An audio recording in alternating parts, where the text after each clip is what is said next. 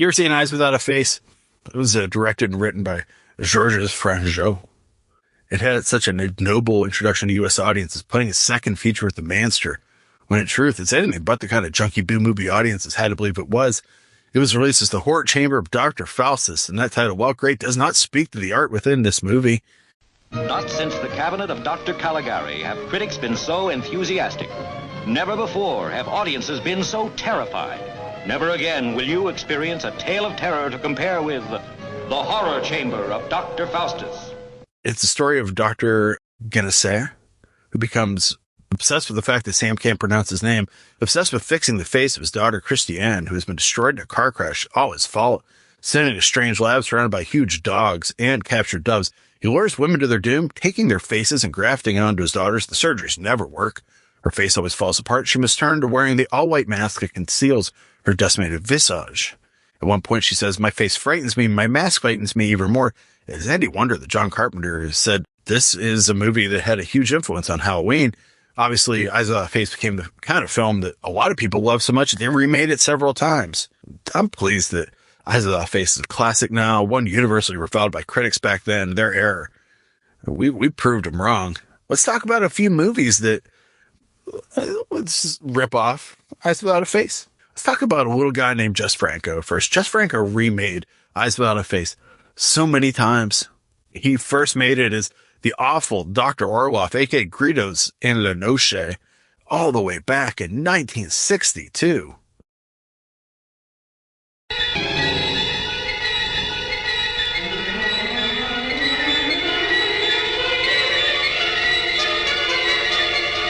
Such carryings on and such carryings out you've never seen. I've caught a glimpse of a young woman like Melissa. You try to get her here. If we succeed, she'll be yours more for.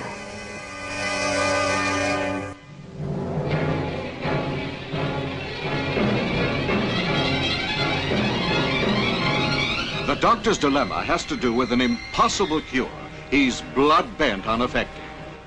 No matter how many beautiful girls are tortured and killed in the process. You've gone crazy. You're possessed by the demon of torture and murder.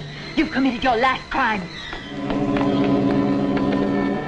I hate her. She's the cause of all this.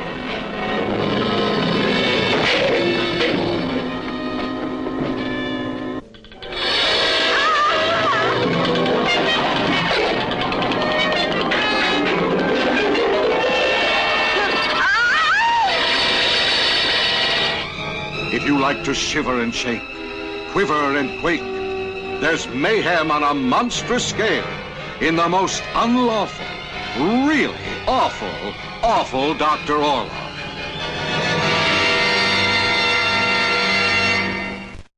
Orloff shows up in so many, the Jess Franco cinematic universe of diamond stealing, Lena Romay's vagina, and Dr. Orloff, Howard Vernon. The awful Dr. Orloff stars Howard Vernon as the surgical villain who, with the help of his blind minion Morpho, is out and about taking the flesh of women to fix the face of his daughter. Concerned, how would this movie be handled by Spanish censors? Jess Franco made a safe version for his home country and another for British audiences that had some nudity. Still, Spanish censors were worried this movie would damage the reputation of their country, so Jess Franco set it in France. Sure, yes, it is Eyes Without a Face, but it's also the kind of movie that Franco loved so much, he would make a sequel 2 years later, A Secreto del Dr. Orloff, and remixes like The Vengeance of Dr. Mabuse, Jack the Ripper, and we'll get to the best one of it next. The films follow riff on these themes, like a doom band playing surrounded by smoke, playing the same notes over and over again, but so loud, your head starts to buzz, you keep hearing those same notes, and then the riff changes, and it's like, oh my god. But for Franco, it's like you keep seeing the same visuals, then there's a quick zoom, and women just lounging as murders happen all around them, and then the riff gets heavier and chugs and moves, and you're in another reality where blind men are ordered by their masters to get alabaster skin for the daughter they love. Can't wait to buy the shirt before you drive home in the snow. This is a Doom concert writ large. God bless Jess Franco, wherever you are, probably in hell. I'd like to think not. I think God has a sense of humor, but who can say Faceless? 1988.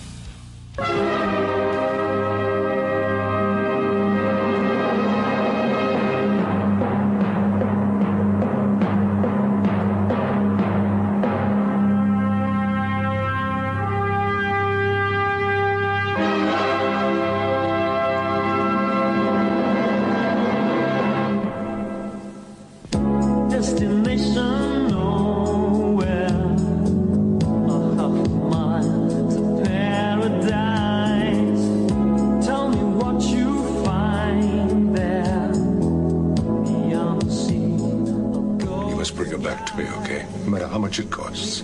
If you have to turn Paris upside down.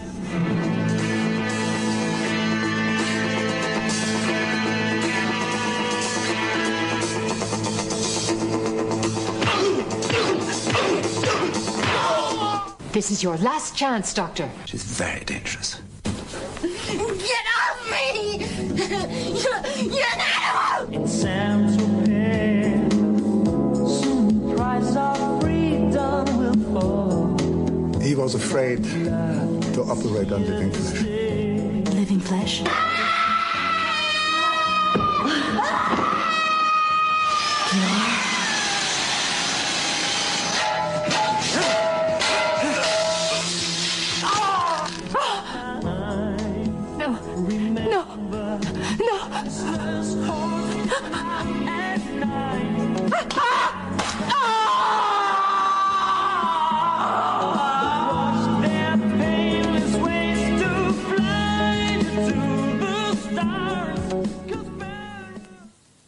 I am recording this right now at 3 a.m. I probably have to get up early tomorrow. I don't care. This is the time doing this show for you guys. This is the time when I think, this is why I work so hard all week. Cause I get this time where I'm just like floating in space. I'm a brain in a jar as I want to be. And my voice is in your ear and I'm getting to tell you about Jess Franco. Dr. Frank Flamand Helmetberger is a plastic surgeon surrounded by gorgeous women who he walks arm in arm with his fancy car, but a former patient wants revenge, so she tosses acid at him. Instead, the acid hits his sister Ingrid right in the face, ruining her good looks. Fast forward to a modeling shoot in Paris where Flamand's assistant Nathalie, Bridget Lahaye, drugs and abducts Barbara Holland, Carolyn Monroe. God, can this movie, two of the most beautiful women ever in the history of ever, as she locks her in the basement of the doctor's clinic. Natalie gets an argument with Gordon, a maniac who goes down the basement and chops off women's arms for a hobby. Still with me? Let's go to New York where Barbara's dad, Terry, Telly Savalas, Loves you, baby. You're beautiful. is searching for his daughter, turning to Sam Morgan. Chris Mitchum, as always, quite boring. I had to help find her. He first travels to a Paris morgue where her body supposedly is, but the headless victim is not her because it's missing a mole. Flamand and his sister meet Dr. Orloff. Orloff is in this movie. The Jess Franco cinematic universe cannot be stopped. 6 of the 7 Orloff films are Howard Vernon. They learn how they can cut off Barbara's face to replace Ingrid's thanks to a Nazi scientist named Dr. Karl-Heinz Moser, played by Anton Differing, who played a lot of Nazis in his career, including one in The Day the Cloud Cried, which we'll never see. Plus, Jess Franco's longtime muse, Lena Romay, appears as Orloff's wife. Of course she does. When the doctor returns to his office, he learns Gordon has cut up Barbara's face. Morgan beats up Barbara's photo director before Bouncer makes him leave. He has to call Terry with some bad news. His daughter has been working as a sex worker. The doctor finds another face turner for the surgery, but Moser destroys it. That means they need to find yet another victim, during which Barbara's credit card is traced back to the clinic. Morgan starts surveillance and notes that Nathalie is wearing Barbara's clothes. He arrives at the clinic, takes out Gordon, was overcome and locked to a cell with the girl. The villains leave them all bricked up, and by bricked up, I mean bricked into a wall. Hello, this is the ghost of Carolyn de Fonseca. You may be wondering, why has Sam got a case of the giggles? Because he's immature. This is what bricked up means, courtesy of the Urban Dictionary. When your penis is fully erect. When your PP hard. When the male genitalia says, "Ayo, bruh, that chick bad as F." Girl got me bricked up, man. Shit, that's my grandma. Shut your bitch ass up. Here's another definition for you, dear listener. Bricked up is modern internet slang, primarily used to describe a person who has a strong, visible erection that will not go down. It is occasionally used in older slang to mean being severely constipated, or literally to describe a structure that has been blocked or sealed off with brick. Not bricked up like they have to poop, or bricked up like they can't wait to have sex. And the air's run out, but Sam has sent Barbara's dad a message. She gets ready to rescue everyone. And the movie ends. Jess Franco's like, we did it. I mean, do we need to film the ending? We can just make up your own ending. The original ending of the film had Sam saving the day, but Jess Franco wanted to make it different and leave it open as to whether anyone survived. Why? Why ask? Right? Why? I almost forgot. This film is replete with surgical horror, like faces being sliced and lifted off, needles going into eyeballs, scissors going into throats, and much, much more. If only it lived up to the promise of its poster, but that said, it's grimy and seedy fun. You can't. It's good. It's good. Severin put out. Did I buy it? Unquestioned. When Severin said, we're putting this out on 4K. Yeah. Did I already buy it on Blu-ray? Yeah.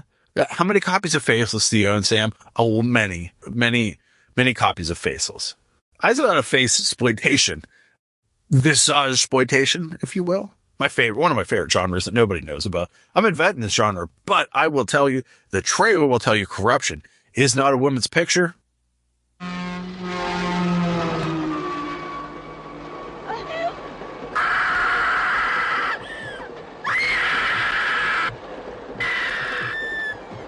No woman will dare go home alone after seeing Corruption. Run. Run. Run. You can't escape the shock, the terror of Corruption.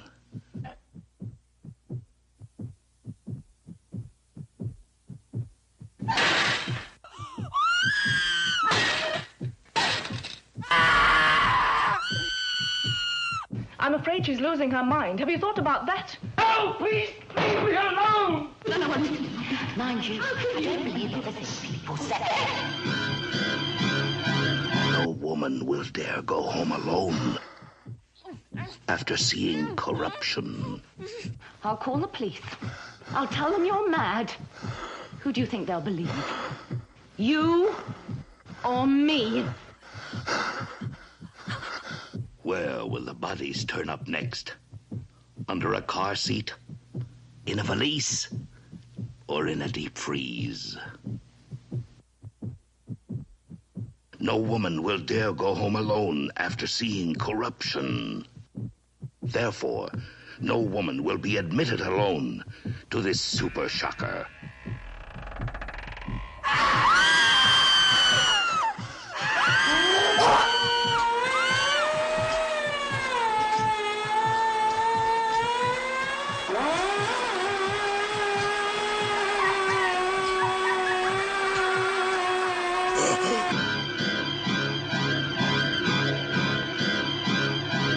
Is Corruption a ripoff of Eyes Without a Face? 100% yes. Renowned plastic surgeon Sir John Rowan is Peter Cushing, and he starts this movie at a swinging 60s party with this beautiful fiancée, Lynn Sue Lloyd. Sir John isn't dealing well with all this counterculture excess when a pervy photographer makes a pass at his woman. He attacks a man, sending a hot Klieg light right into Lynn's face. This party may seem like a parody when seen today, but this is a serious scene with Cushing facing the summer love, not dealing so well with it. He is dressed like Austin Powers. This is the Peter Cushing. The Peter Cushing, that's the Peter Cushing that we want. Rowan pledges to fix Lynn's scarred face through a combination of lasers and pituitary gland transplants. Sound good? Nope. Fueled by murder, giving the fluids of young women to his soon-to-be wife to keep her face from scarring, and it needs to be repeated again and again. Everything goes well as killing people and basically feeding their skin to your wife can go until Sir John and Lynn try to seduce a new victim who ends up being part of a gang of robbers. These criminals break into the home, and they soon learn the secret.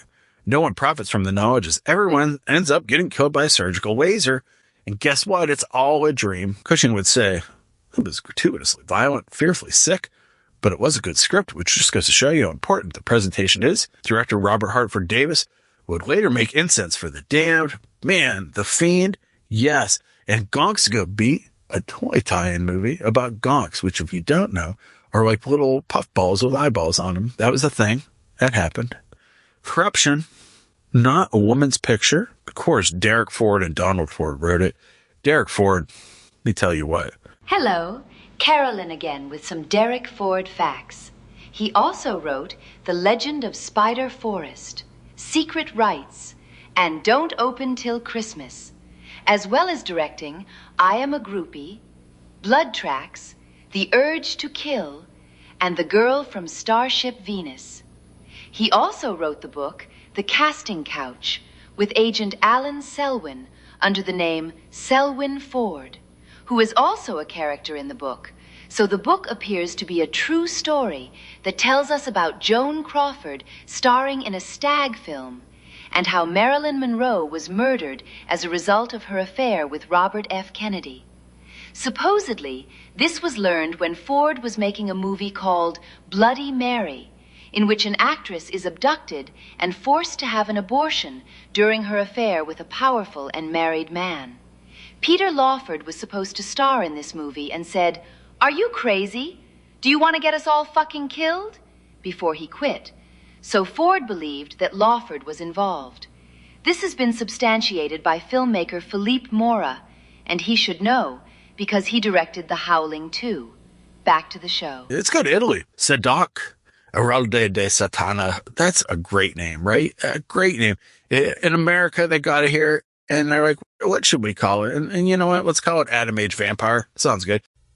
Will freeze as you watch a warped scientist become transformed into a godless beast when his bloody scalpel probes the forbidden secrets of a woman's flesh. In Atom Age Vampire, you will flame to the stark ritual of a beautiful girl's last searing dance, as tragedy forever mars her loveliness,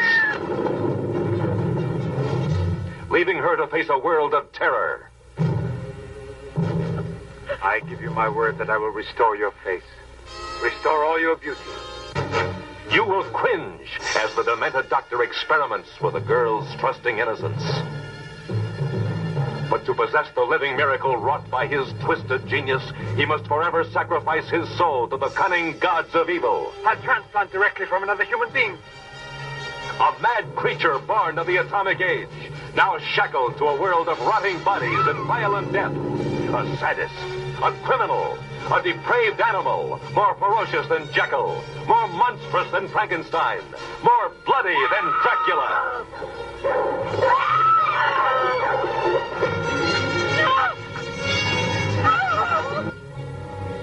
Fire a volley through the window pane. You will gasp as lust and madness stalk the dark and screaming night in Atom Age Vampire. An exotic dancer has her face ruined in a car accident. She goes insane when she sees her face, but she's offered a chance by Monique Riviere, the assistant of Dr. Levin. The idea of saving the beauty she's lost appeals to her, so he starts injecting her with a serum called Derma 28, which he based on research on burn victims in Hiroshima before he can exploitation, right? Super exploitation. He falls in love with her, and he's killing women to keep her hot.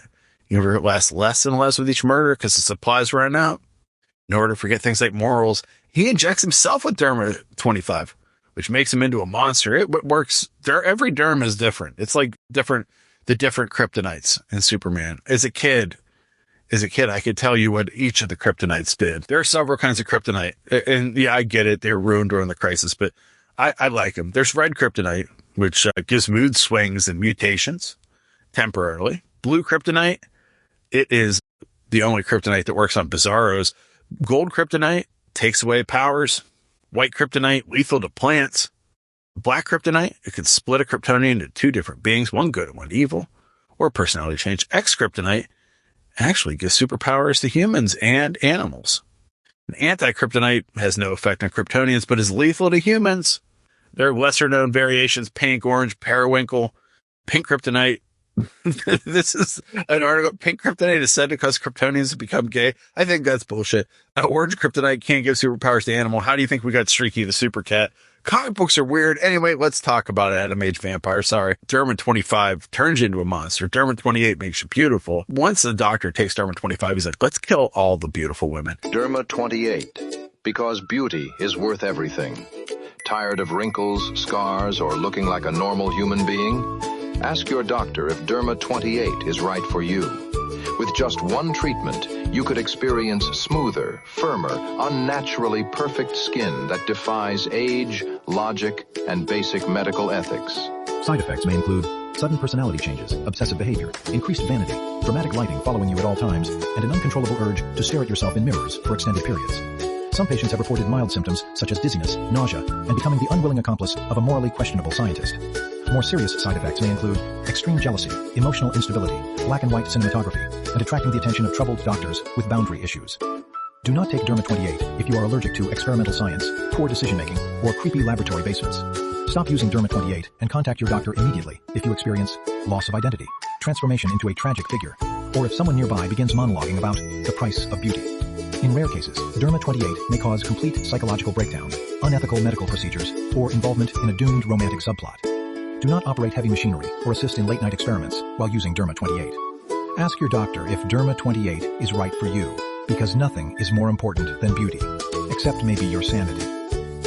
Derma 28. Results so good, they're almost unnatural.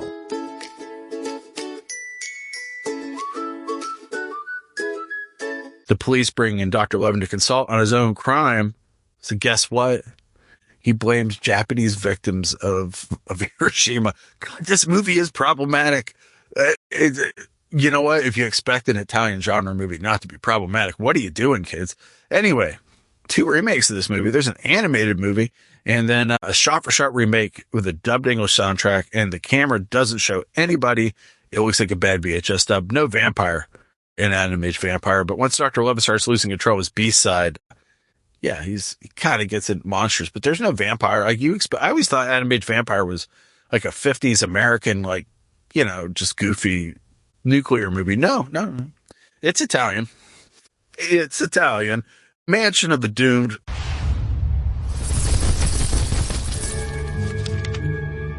I'm a scientist. Thank you. No more nightmares. I must find the answers logically, without passion. And I will. This is my research. I have removed one eye from each dog and transplanted it into the other in its entirety. It's impossible. Daddy, I love you.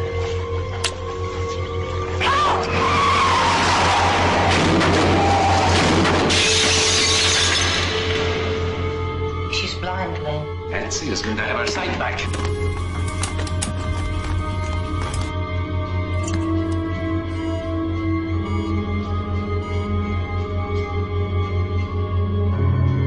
Open your eyes, baby. I'm talking about eyes in the living.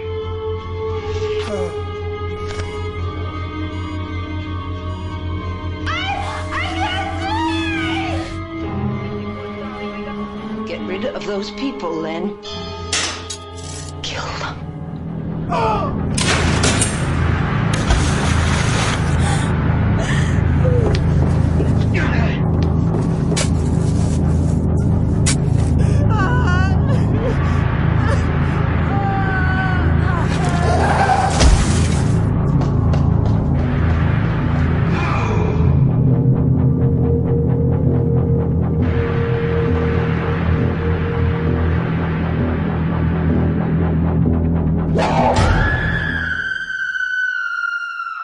How can you go wrong with Mansion of the Doomed, directed by Michael Pataki? Call it Mansion of the Doomed, The Terror of Dr. Cheney, or Eyes of Dr. Cheney, House of Blood, or Massacre Mansion, whatever name you choose to call it. Charles Band produced it. Michael Pataki directed it. You're going to love it. It's packed with sleaze, eyeballs being ripped out. Got me a movie, I want you to know. Slicing up eyeballs. I want you to know. Girly, so groovy. I want you to know. Don't know about you, but I am Un Shin and Do. Want to grow up to be a debaser. And plenty of your genre favorites, like Richard Basehart from Road to the Bottom of the Sea, Dr. Leonard Cheney, he caused the accident that cost the sight, his daughter Nancy. Now he's slicing up eyeballs to get his girl to see again, starting with her fiance, Lance Henriksen.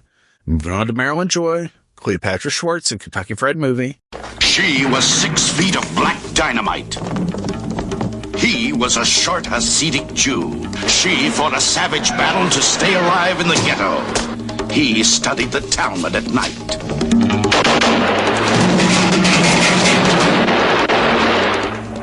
While she burned the ghetto to the ground, he kindled the Sabbath candles.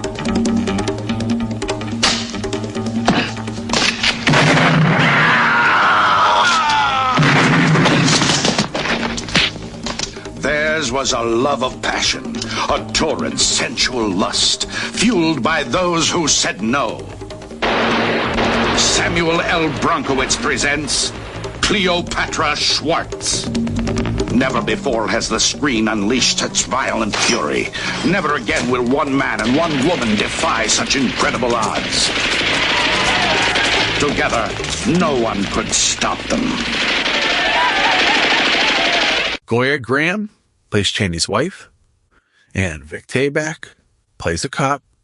This is the Blood and Lace reunion. Pop the cork on that champagne and celebrate. Frank Ray Perrell wrote this. He worked with Tacky on the softcore form Cinderella. Plus, he wrote Dracula's Dog, Laser Blast, End of the World, and Alligator. These are common for the stars. Stick around for the Stan Winston effects and enjoy the craziness of Richard Basehart going from loving father to kidnapper children to a man who has an entire group of Iowa's victims just meandering around the basement. What does he do? How does he feed them? What does he do with them? It's a lot of work. It is a lot of work to have just another mouth to feed, less eyes to see. Eyes Without a Face, not just a Billy Idol song, but also a good Billy Idol song. Hello all, this is Troy McClure, and I'm all out of hope. One more bad dream could bring a fall. When I'm far from home, don't call me on the phone to tell me you're alone. It's easy to deceive, it's easy to tease, but hard to get release. Anyways, this has been B&S About Movies. To visit the site, go to bndsaboutmovies.com. Want to write to Sam? bndsaboutmovies@gmail.com. You can also donate to the show at ko-fi.com/B&S-About-Movies. Now I close my eyes, and I wonder why I don't despise. Now all I can do, love what was once so alive and new. But it's gone from your eyes, I'd better realize.